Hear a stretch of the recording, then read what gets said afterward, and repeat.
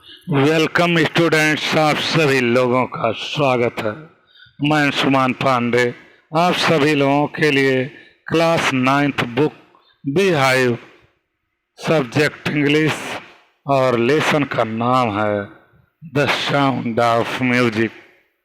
जी हाँ, sound of music का part second, ये पार्ट फर्स्ट है, पार्ट सेकंड सीधा हम सभी लोग चलिए यहाँ से देखते हैं।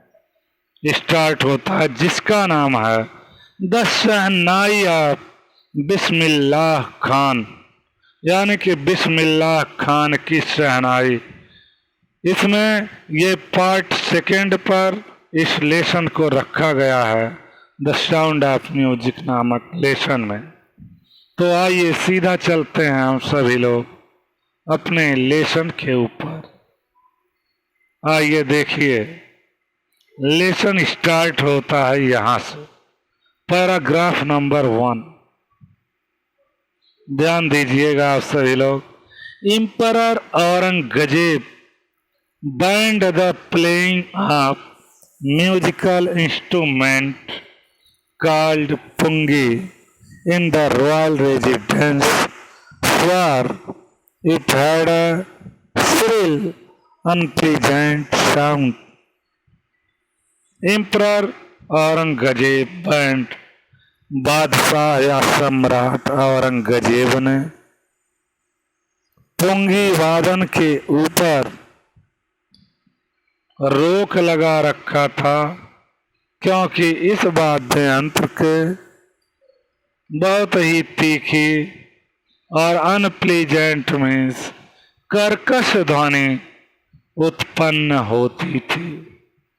Pungi became the generic name for reeded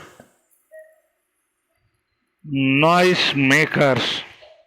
Pungi became means Pungi बन गई थी the generic name for reeded noise maker, यानी कि ध्वनि उत्पन्न करने वाले जितने भी वाद्य यंत्र थे जो नरकट के बने हुए थे, वह जेनरिक नेम उसका पुंगी बन चुका था। फ्यू हैड थॉट, बहुत कम लोगों ने सोचा था, दैट कि it would one day B revived, कि यह किसी एक दिन फिर से जीवित होगी। इसके पीछे कारण क्या था?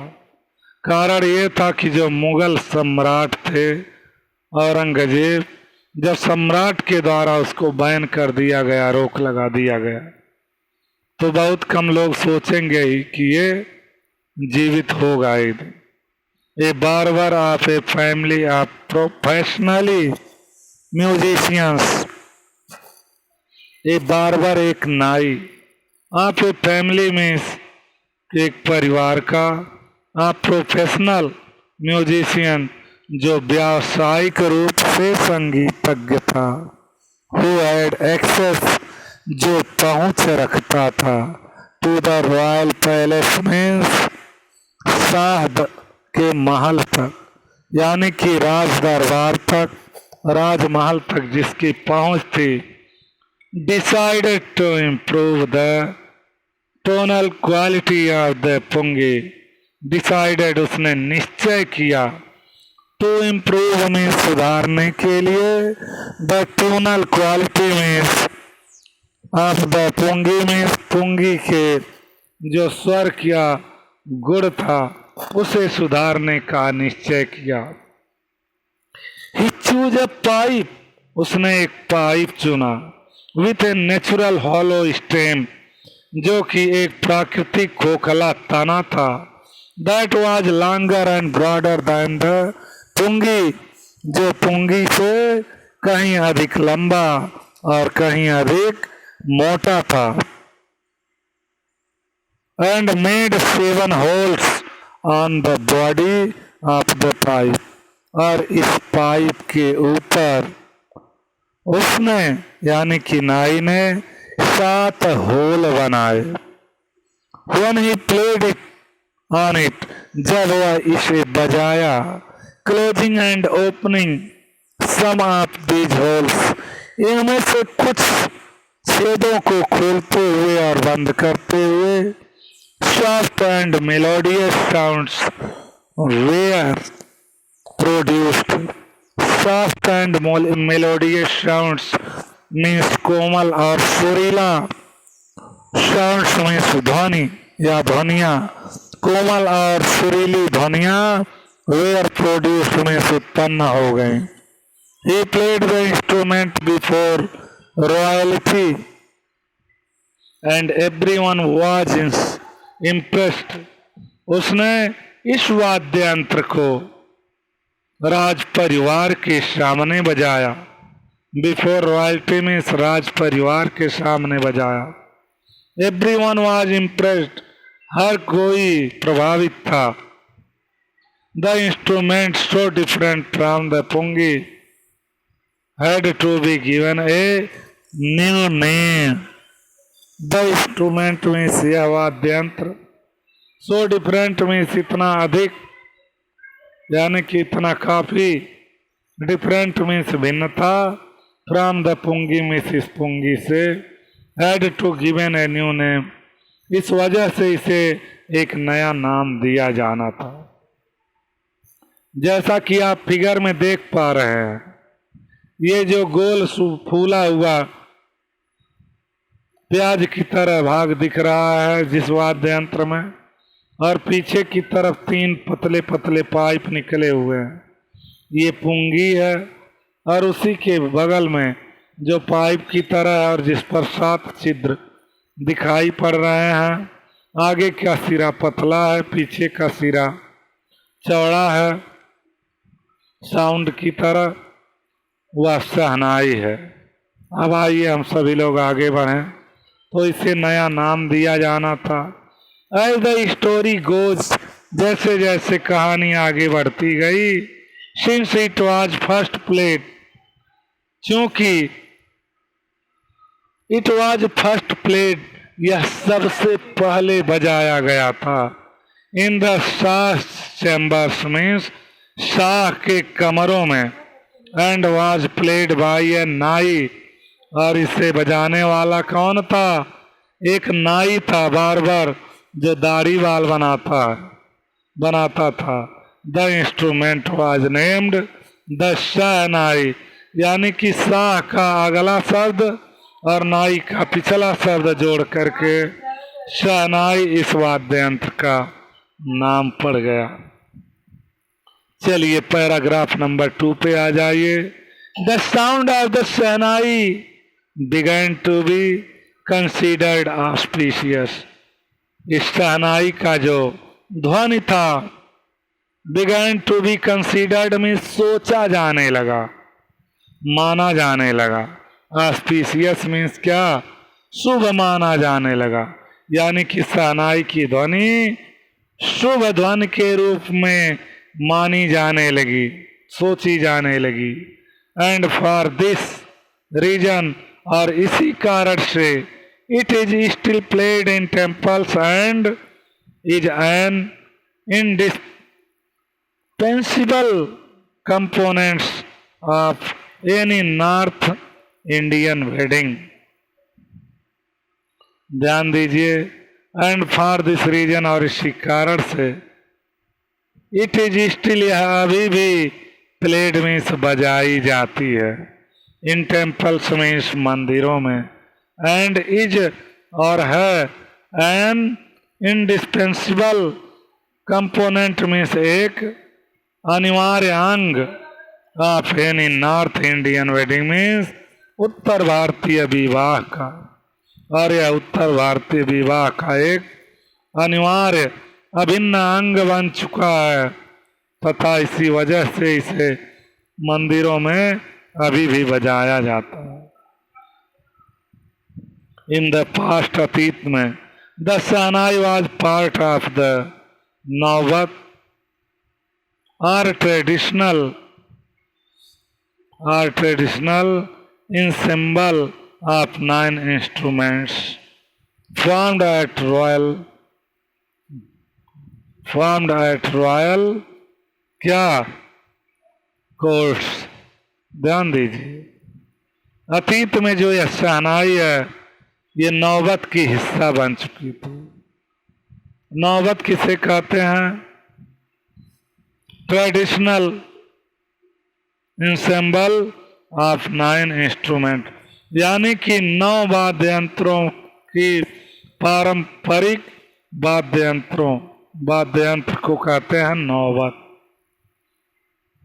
फाउंड जो पाई जाती थी एट रॉयल कोर्ट्स मीन्स राज दरबार में। टिल रिसेंटली, हाल ही तक it was used only in temple and weddings, यानी कि हाल तक अभी जल्दी ही तक इट वॉज यूज्ड मीन्स यह प्रयोग की जाती थी ओनली इन टेम्पल्स मीन्स केवल मंदिरों में, एंड वेडिंग्स मीन्स विवाहों में। The credit for bringing this instrument on to the classical stage goes to Ustad Bismillah Khan, यानी कि अभी तक तो यह जो शहनाई थी यह मंदिरों और विवाहों में बजाई जाती थी, लेकिन इसको बहुत आगे तक पहुंचाने वाले कौन थे? उस्ताद बिस्मिल्लाह खान जी को इसका श्रेय जाता है कि उन्होंने इस वाद्य यंत्र को कहाँ पर on to the classical stage means शास्त्रीय मंच पर लाने का उन्होंने कार्य किया था, यानी कि शास्त्रीय मंच तक इसे इस वाद्य यंत्र को पहुंचाने का श्रेय उस्ताद बिस्मिल्लाह खान को जाता है। क्रेडिट में श्रेय। एज ए 5 ईयर ओल्ड 5 वर्ष की अवस्था में Bismillah Khan played gilli danda near a pond in the ancient state of Dumraon in Bihar. 5 वर्ष की अवस्था में बिस्मिल्लाह जी बिहार के एक प्राचीन क्षेत्र जिसका नाम डुमराव था, उसके तालाब के किनारे गुल्ली और डंडा खेला करते थे जब वह 5 वर्ष के थे। He would regularly go to the nearby Bihari ji temple to sing the Bhojpur chaita at the end of which he would earn a big laddu. ध्यान दीजिए, एट द एंड ऑफ, यहां से देखिए, ही वुड रेगुलरली गो, वह नियमित रूप से जाया करते थे। टू द नियर बाई, नजदीक के ही, बिहारी जी टेम्पल मीन्स बिहारी जी के मंदिर में, तो सिंग मीन्स गाने के लिए, द भोजपुरी मीन्स भोजपुरी गाना जिसका नाम चैता था, at the end means end of which, जिसके अंत में यानी कि गाना समाप्त होने पर ही would earn a big laddu weighing 1.25 kg, a prize given by the local maharaja, जिसके बदले में उन्हें अंत में 1.25 किलो का लड्डू वहाँ के लोकल स्थानीय महाराज के द्वारा उन्हें इनाम के रूप में प्रदान किया जाता था। दिस हैपेंड 80 years ago, ये घटना जो थी यानी गिल्ली डंडा खेलने का और 1.25 किलो के लड्डू का जो इनाम था, यह घटना हुए 80 वर्ष बीत चुके थे। एंड द लिटिल बॉय, और वह छोटा लड़का, आई ट्रेवल्ड, यात्रा कर चुका है, for to earn the highest civilian award in India, भारत के सर्वोच्च नागरिकता का पुरस्कार प्राप्त कर चुका है, द भारत रत्न, जिसे भारत रत्न के नाम से जाना जाता है। भारत रत्न बहुत ही बड़ा पुरस्कार होता है किसी भी नागरिक के लिए, तो उसे उन्हें सर्वोच्च नागरिक का के पुरस्कार से नवाजा गया था। पैराग्राफ नंबर 4 देखिए। Born on 20 मार्च 1916, इनका जन्म Bismillah belonged to a well known family of musicians from Bihar. यानी कि बिस्मिल्लाह जी का जन्म 21 मार्च 1916 को हुआ था और यह बिहार के जाने माने संगीतकारों के परिवार से आते हैं। हिज ग्रैंडफादर, उनके दादाजी रसूल बख्श खान, जिनका नाम रसूल बख्श खान था, वाजिद शहनाई नवाज, वह शहनाई नवाज थे। Of the Bhojpur Kings court, Bhojpur के राजा के दरबार में उनके दादाजी रसूल बख्श खान जी जो थे वह भोजपुर के राजा के दरबार में शहनाई नवाज थे, यानी कि शहनाई बजाया करते थे। हिज फादर पैगंबर बख्श, उनके पिताजी पैगंबर बख्श जी, एंड अदर पेरेंटल एंसेस्टर्स, और दूसरे माता पिता के दोनों साइड के ही जो पूर्वज थे, where also great shehnai players, वह लोग भी महान शहनाई वादक थे। यानी कि इनके जो पूर्वज लोग थे, चाहे वो मातृ पक्ष के हों चाहे पितृ पक्ष के हों, वह दोनों तरफ के जो पूर्वज लोग थे वह महान शहनाई वादक थे। पैराग्राफ नंबर 5 देखिए। The young boy took to music early in life. The young boy में से यह छोटा लड़का, टुक अपना लिया, टू म्यूजिक में संगीत को, अर्ली इन लाइफ में अपने प्रारंभिक जीवन में ही। एट द एज ऑफ 3 ही वर्ष की अवस्था में, when his mother took him, जब उसकी माँ उसे ले गई, to his maternal uncle's house in Banaras, now Varanasi, यानी कि उन्हें उनके मामा के घर बनारस ले गए। बिस्मिल्लाह वाज फैसिनेटेड, बिस्मिल्लाह जी मुग्ध होकर के वाचिंग में से देखते रहते थे। हिज अंकल में अपने मामा जी को प्रैक्टिस द शहनाई में, शहनाई के अभ्यास पर, शहनाई का अभ्यास करते हुए अपने मामा जी को वह मुग्ध होकर देखा करते थे या देखते रहते थे। सोन बिस्मिल्लाह स्टार्टेड अकम्पनिंग हिज अंकल, शीघ्र ही बिस्मिल्लाह जी प्रारंभ कर दिए अकम्पनिंग में साथ देना हिज अंकल में अपने मामा जी का। अली बख्श, जिनका नाम अली बख्श था, to the Vishnu temple of Banaras, Banaras के विष्णु मंदिर में, where Bakhsh was employed to play the shehnai, जहाँ पर बख्श को शहनाई बजाने के लिए नियुक्त किया गया था। Ali Bakhsh would play the shehnai and Bismillah would sit captivated for hours on end. Ali Bakhsh would play, Ali Bakhsh बजाया करते थे, द शहनाई में, शहनाई को, यानी शहनाई को अली बख्श बजाया करते थे, and Bismillah would sit captivated for hours on and, और अंत तक कई घंटों के लिए बिस्मिल्लाह जी क्या होकर के, मुग्ध होकर के बैठे रहते थे। वुड सिट में से बैठे रहते थे या बैठा करते थे।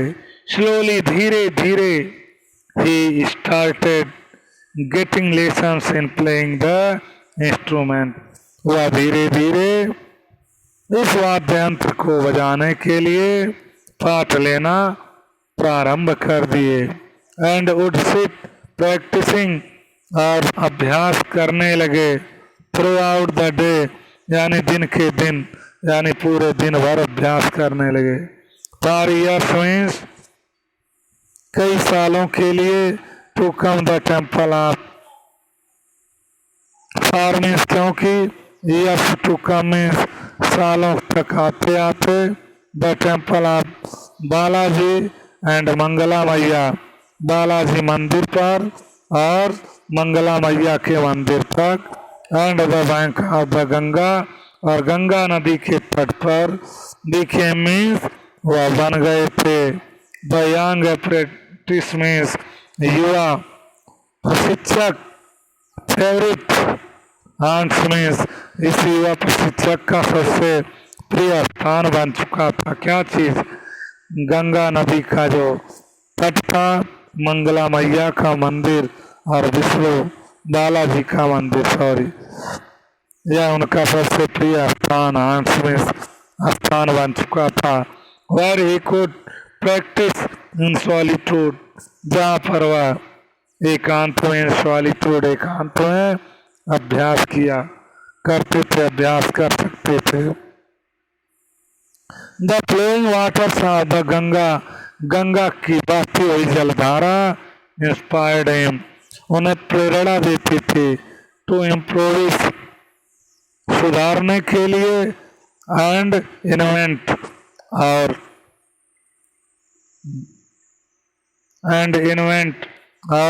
नए इन्वेंट राक्स मीन्स और आगों का आविष्कार करने के लिए। दैट वेयर अर्लियर कंसीडर्ड, जो कि पहले सोचा जाता था, to be beyond the range of the sanai, जिसे सानाई के क्षेत्र से परे सोचा जाता था या पहले माना जाता था। पैराग्राफ नंबर 6 भी आ चुका है, ध्यान दीजिए। एट द एज ऑफ 14, 14 वर्ष की अवस्था में, Bismillah ji accompanied his uncle to the Allahabad music conference, Bismillah ji अपने मामा जी के साथ इलाहाबाद संगीत सम्मेलन में उनके साथ गए। Eight the end of his recital, और अंत में गीत को, वाद्यंत्र को दोहराने के बाद उस्ताद फयाज खान जी ने पैटेड the young boys back and said, इस युवा लड़के की पीठ, पैटेड में थपथपाए, एंड सेड, और कहे थे, work hard and you will shall make it, कठोर परिश्रम करो और तुम इसे कर पाओगे।